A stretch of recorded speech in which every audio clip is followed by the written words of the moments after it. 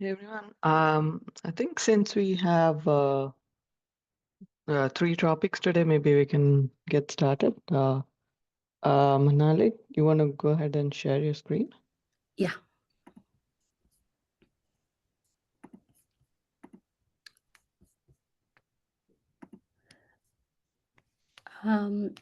So this PR, which allows a new next hop type for IPMC group member. I had discussed this a couple of weeks back, and one of the feedbacks was um, um, the IPMC group member attribute IPMC output ID. The feedbacks was to add the new type um, uh, as part of the objects allowed for this attribute. So I made that change. So for an IPMC group member, currently we have object type router interface or object type tunnel. What we are proposing is that we also want object type next hop, and then the next hop object would be of type IPMC. So I added a new type IPMC, and the condition for the attributes needed for the next hop type IPMC. And this is the document I had shared earlier. Um, this is, we needed this change because we wanted some knobs for L3 rewrites for replication. And the egress pipeline for multicast is very similar to the unicast pipeline. So I have taken the unicast pipeline egress flowchart. And we already currently have knobs for setting different, like disabling source MAC rewrite or disabling VLAN rewrite for next hop. And this PR enables that to happen. So we had already discussed this document 2 weeks back. I don't know if you want me to go through it, Tejaswini. Hey, Manali, Yeah? can we go over the cases, the two cases you mentioned above? Yes, sure. Thank you. So these are just a couple of examples. So as part of the multicast forwarding flows, we want to have a knob where we want to disable source MAC rewrite or disable VLAN rewrite.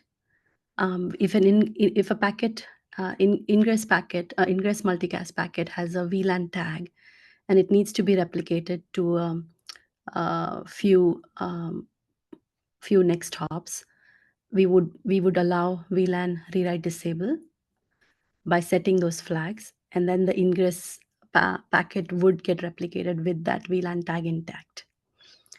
So these are the two cases I talk about. So, Manali, are you saying that this should apply only for VLAN tagged packets? So I am talking about certain flags. Yeah. So if you have a disable VLAN rewrite in the next hop and an ingress packet does have a VLAN tag, then the VLAN would not get overwritten.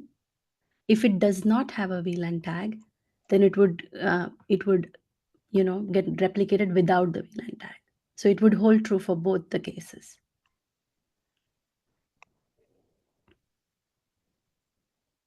Okay, so you don't distinguish between VLAN tagged and untagged incoming packets. You just don't want to. Just overwrite. Yeah.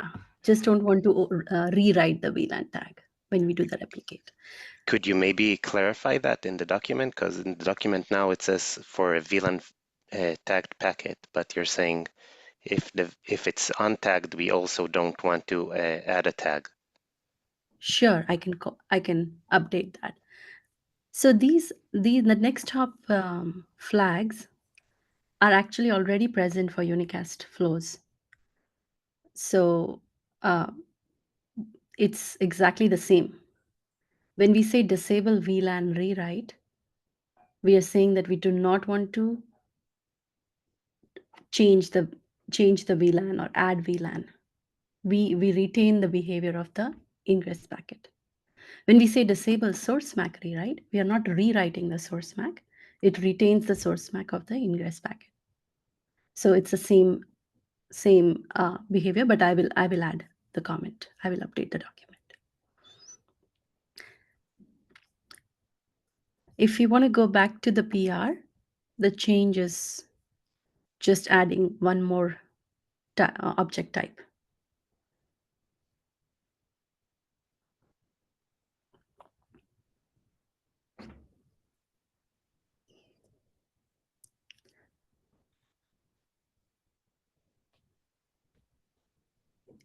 If we don't have any more questions, or we could go to the next topic, or if there is any feedback, if it can be reviewed.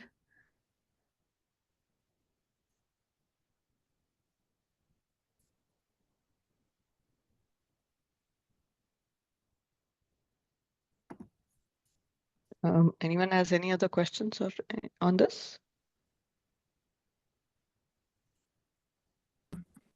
Manali, I just approved it. Okay, great. Thank you. Okay. If no other questions, then I think we can go to the next topic. Jay, do you want to go ahead and share your PR? Yeah, I'm having problems with my machine. I'm not able to share. Tejaswini, would you mind flashing the PR? Sure.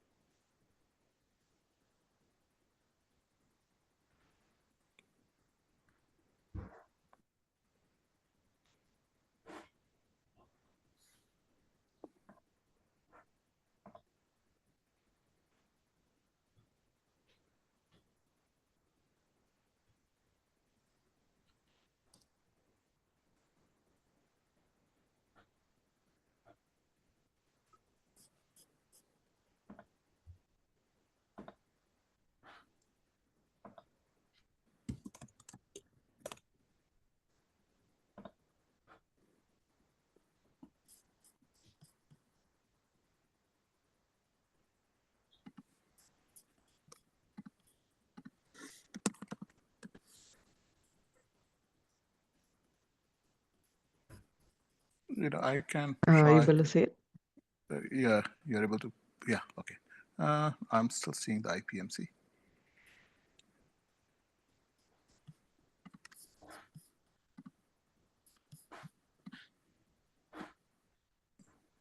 You're seeing IPMC? Is everyone just not able to see this? Yeah, I can see the PR. Yeah, Now both I I can see it. Yeah. Okay. Right. Okay. So just to give background on the PR, there is a feature in transceivers, which is called as unreliable loss of signal. And we want to expose that feature where we can enable or disable it. And again, my full disclaimer, my understanding of transceivers is minimal to none. So if people have any detailed understanding, please feel free to jump in.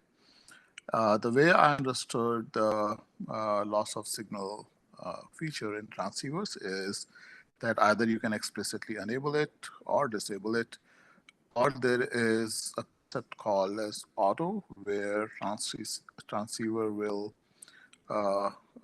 declare if you set some configuration in the hardware that it would like to participate in the detection of unreliable loss of signal, and automatically it will switch on. So that's the auto.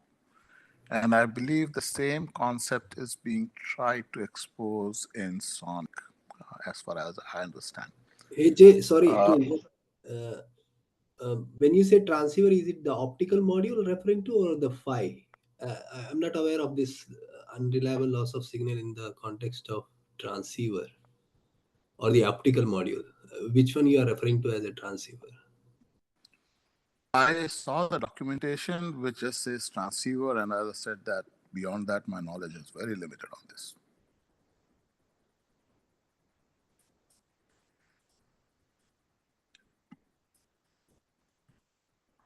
like the documentation I'm seeing where this PR is being worked for in Sonic is for 10 and 4 gig transceivers. Does anybody have more understanding of what does it mean?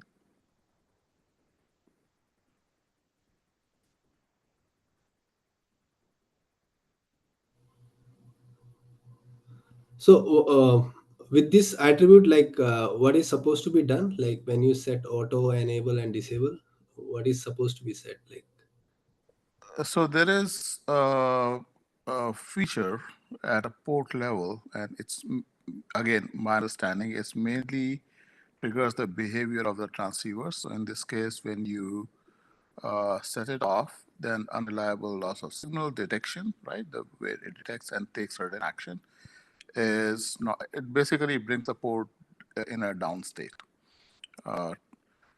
Is basically when you switch it off, then that is not enabled. There's no action taken if there is a loss of signal detection happens, right? If you switch it on, then there is a corresponding action is taken by the hardware where it will trigger the port down. And if it's to auto, then transceiver will check whether the hardware is automatically able. I think there is some negotiation which need to happen. It will detect that, yes, I can operate detecting the loss of signal, and it will be turned auto. Then it will go switch on and off based on its own capability.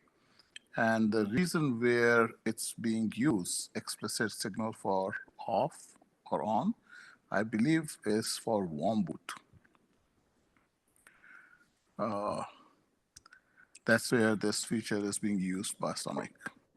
warm boot, I think we don't touch the hardware, right? Like Sonic Jira, I'm just trying to see the Sonic documentation on this, where the Sonic work is going on. The places where I've seen this used are for optical modules. I think that's right, and that it's some of these modules, the LOS signal may not be entirely reliable. I don't know the details of it either, but I know that I have seen it in use before. So, Mike, you're saying that if the module is entirely reliable, then you really don't need to set this feature, right? Yeah, I believe so. And I was trying to find any references for it, and I couldn't find them really quickly. At least the places I've seen it were situations like that, where they, where we might want to control whether the LOS signal was effectively was respected from the module or not. Right. Yeah. Yeah, that looks like the context to me as well. But in the documentation, it does not. In the text, they don't use anywhere optical module. Everywhere they're just using transceivers. It could be. Well, I mean, you could use that. I mean, it doesn't have to be an optic necessarily. It could be perhaps an active electrical cable. I think people tend to use the word transceiver. Strictly speaking, most DACs are not transceivers, but we call them transceivers anyway. I think all the terminology in this space is kind of confused anyway. I see.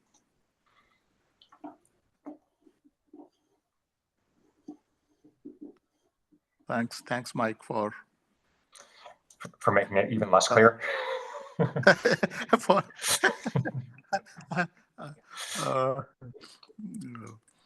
But at least now I have a company of a person who is also not that clear. Yeah, so that's, I think, the technology behind it. But as far as the operation which is requested is pretty simple. Either switch it on, switch it off, or enable auto. That's the operation which is requested. And the action which will happen based on these settings is essentially port state will be triggered in up and down state. Let me see, this is,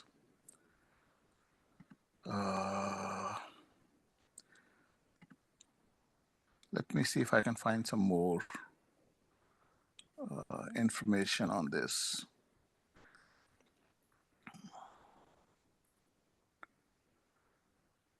So it says this work was added a long time back by Mellanox, now NVIDIA, the original LOS.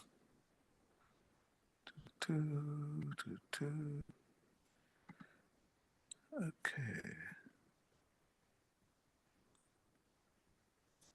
Yeah, I don't see any more intelligent information than this. Yeah, sorry, I don't have more information than this. So Prince, what exactly you're looking? It's like understanding of the feature technology or how it's going to work? What are you looking here? So my understanding was Broadcom has a PHY where basically the 10 gig and the 40 gig modules, the signal coming from them could be misinterpreted by the PHY, and it can basically improve uh, um, the basically, like if the system is going for a reboot and the link becomes basically if it is doing a cold reboot, right? So in that case, the peer can see loss of signal, and it may fail to adapt when the switch is back up and running, right? When the port is already initialized. There was a small glitch when the system rebooted, and at which time the peer starts seeing loss of signal. But from there, loss of signal, the PHY is not able to recover it. So it doesn't basically retrain or try to do the retraining again and recover from that situation. So this will probably enable the PHY to basically say that, okay, keep retrying kind of thing. Let me find the KB article from Broadcom itself. I think it is in that same context that you are presenting here. I have a KB article. Let me find that out. Right. I just make sure if it's confidential, then you don't flash. Yeah, no, I'm not here. I will discuss with you separately. Yeah. So I think I think I am also referring to the same article, or probably summary of that. And I think you're right. It does not say warm boot or cold boot. It just says link flaps for ports that require unreliable LOS. When it is turned on, link may flap during a cold boot. Correct. I was wondering, like, why is not just enabled by default, right? I mean, why do you need a knob itself? That was my main. I was trying to come to that point, like, why is it needs to be configurable when you already know this is Yeah, a problem? yeah. I think it depends on the module. Some module are not capable. They are reliable by definition. So even if you Oh no, say I'm that, saying that even if you enable this basically enables on the PHY. This doesn't touch anything on the module registers or anything. This basically you have a thread on your PHY side which basically keeps checking for the signal and try to retrain it again and again. Nothing all done on the module side. It's all done on the PHY side. okay.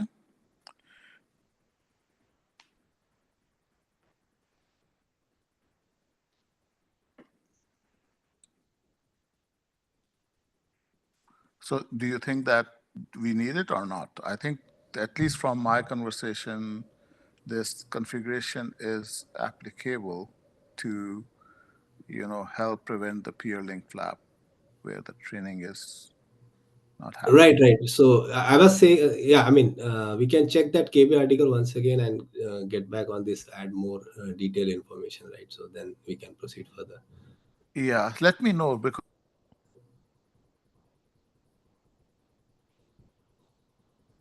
Hello? Seems Jay is lost. sorry, my link, Yeah. my connection flapped. I was saying that let me know what information Yeah. you think you need to be added, and then I will add the details. But I think right now there are 3 knobs which are being proposed on this. Got it. Yeah. All right, Manali. Sorry, Tejaswini, I'll give it back to you.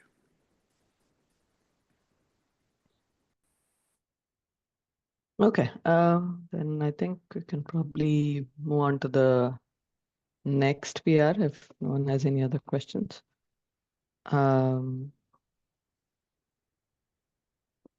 Any other discussions? No. Okay. Yeah, looks like Raj's already presenting. Okay, go ahead. Yeah. Raj. Yeah, okay. So this is PR. I raised it some 3 months back. Just to set the context, this PR provides support to enable or disable counting per object. And we started with that, and eventually we got some offline review commands to provide a support per statistics ID per object, and also per object as well. So I have updated the PR with all the review comments. Jay, have addressed your review comments also. So, okay.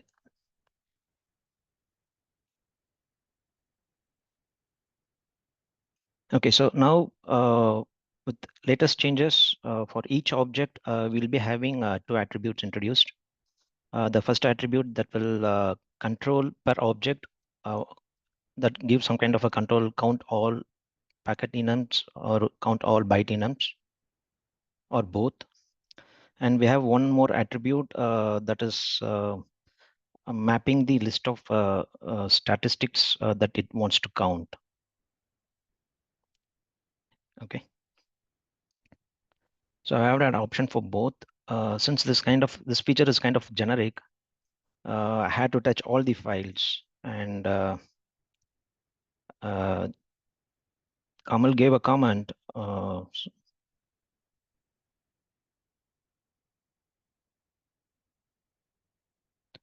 Instead of adding same attributes for all the objects, it would be better to add a global API for this. So I'm not sure how we can manage it from the API way. Because you may have to define some attribute in the counter.h, and we need to store all the list of OIDs using a specific counter object. So this is where it is. So I just need input from the community how we can take it forward, or is it okay to have these 2 attributes in all the files?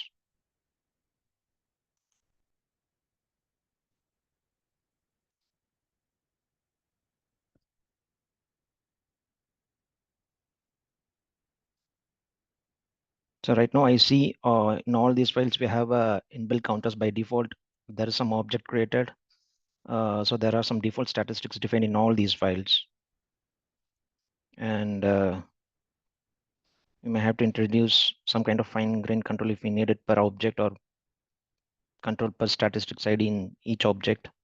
We may have to introduce these 2 attributes in all these files. That is one option. Sorry, I got disconnected again. What was the why the API was needed? If you can just recap on that, please. Okay, so your comment was to give 2 level of controls. One is at the object level itself, give a control to count all packet enums or all byte enums, or count both. And the other next requirement was to give a fine-grained control per statistics at the statistics level at each object. Okay, correct. So for this, we have 2 attributes. One is controlling at the object level, and another attribute storing the list of counter IDs mapped to each statistics enum. Right. Let me tell you the reason why I added that comment. So typically, counters are allocated in a block, right? They are not allocated as per entry level, and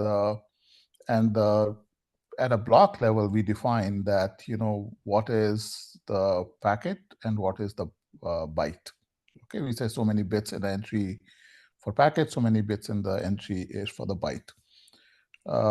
And if you give fine-grained control, there is no such typically, right? I'm not saying for every silicon, but mostly, you don't allocate stats for.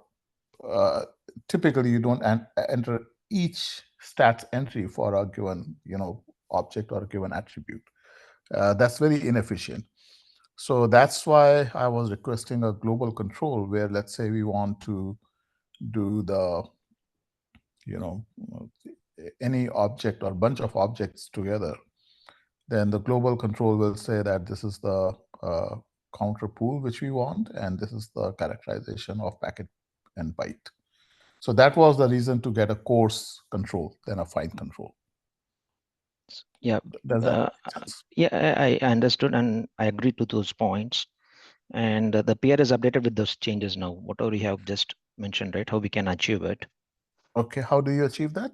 Sorry, I missed that. Okay. So there is one attribute here, which is per object.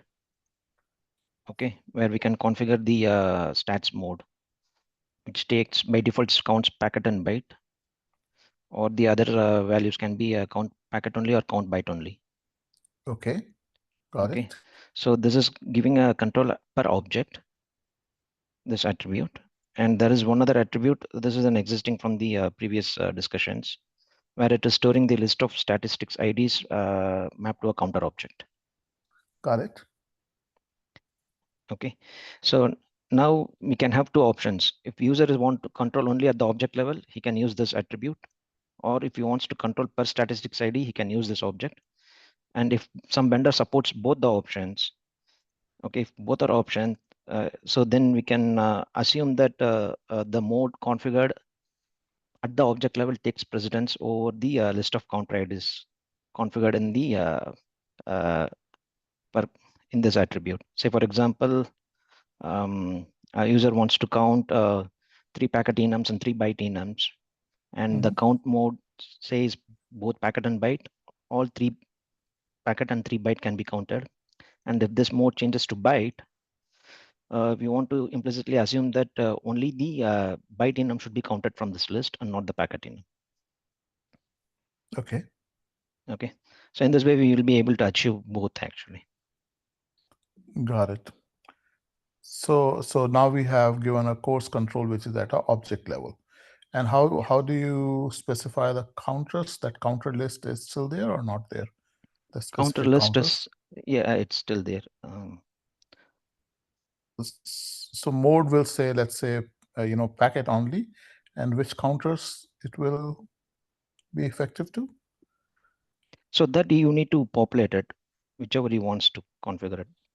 Which attribute was that? I'm just refreshing my cache. I forgot. Yeah. Okay. So let's just go to the workflow.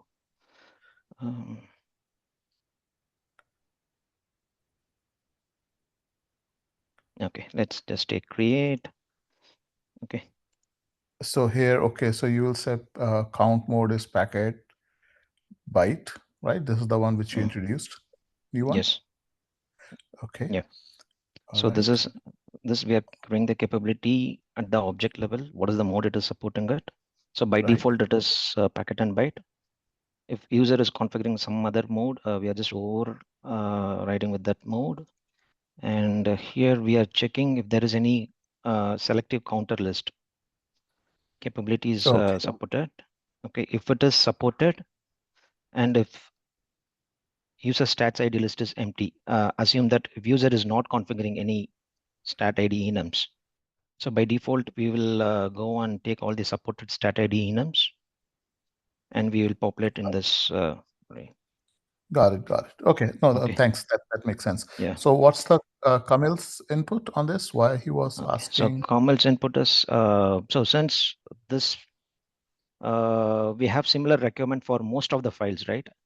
The SCI files, his comment was that why can't we introduce some global API instead of touching a lot of files, was his comment. Everything fine. Okay.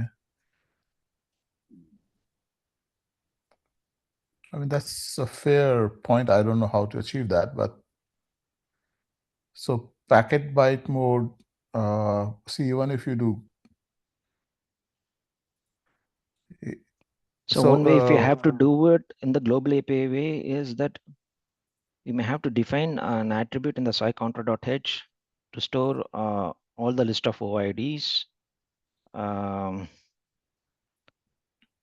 object OIDs that is used, I mean, where this counter is being used. Okay, it's kind of a reverse mapping. Today, some object can refer the counter side counter object. But if we have to give some global API kind of a thing, we need to control everything in the side counter. And the side counter may have to hold other information related to the port or route interface, which is using this counter. So the mapping is kind of a reversed actually. Right, right. Right. Yeah, let's get feedback from Kamil. I think he's on PTO on it. Yeah. Yeah. Yeah, I see what he's saying. I mean, as far as I'm concerned, I think getting at object level control, course control at object level is reasonable. We can get away with not providing the control at a higher global level and the reason is again, because some objects, if you provide, let's say, at a global, we still want a control where some group of OIDs are doing packets, some of group of OIDs are doing byte, and some are doing both, right? That you still need that control. Yeah. Right. So yeah, let's see what's his input, but his point is valid. We have to change all the, or touch all the files. But I'm okay with, touching all the files as far as I'm concerned. Yeah. Okay, let's wait for Kamil's feedback then. All right, thanks. Thank you. I'm going to go and approve it. As far as my comments are concerned, there is all. And then global API semantics, you can take it with Kamil and see what he says. Yeah, sure. Yes. Thanks, Jay. Yeah. From my side, I think this PR looks, complete.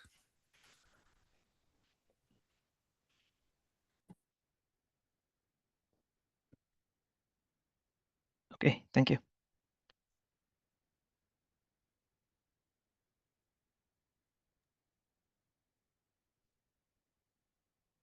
Okay. Thanks, Nat. I think if looks like we finished early. We still have 30 minutes. So Nadir, did you want to discuss your PR today, or do you mind if we set up a time next week? Yeah. Can I? Yeah. I just wasn't prepared. I thought we would run over, so I was not prepared. Sure. Sure. Yeah. We can continue. SCR PR, which is reviewed. I just want to make sure it merges. There was, okay, my machine is working. Let me just flash the screen so that you have the context what I'm talking about. Maybe, yeah. I think I do remember that. Yeah, let me just show. So this is the SCR PR, which was sitting for a long time, went through multiple iterations. And I think the question you were asking was in this, it got closed. Sorry, my machine is giving problem. It's very, very slow. It could be my internet. So there was, we were changing the struct, and there was a question about, backward compatibility. And since it's a notification, not, attribute enum, we resolve that the backward compatibility issue is not there, even if the struct changes. And that's what I was trying to point to you. So it's basically completely approved and everything is done on this PR. I hope this loads. Just give me, it's really, my home internet flapped in the night, so it's kind of giving problems. But that's what it is, Tejaswini. So there is, let me not share. It's just not loading up. So this PR is basically all reviewed and ready to go. It has been sitting to merge for a long time. Okay, sure. Yeah, I was just leaving it to see if Kamil gets a chance to look at it. But yeah, if you're, I mean, if it has already been reviewed and approved, then I can go ahead and. Yeah, it's all. So it's all. Yeah. Okay. Okay, sure. Yeah, I'll upload that much. All right. Thanks. Any other topics anyone wanted to bring up? Okay. If not, I think we can give everyone some time back. Yeah. Thanks all for joining. Thank you.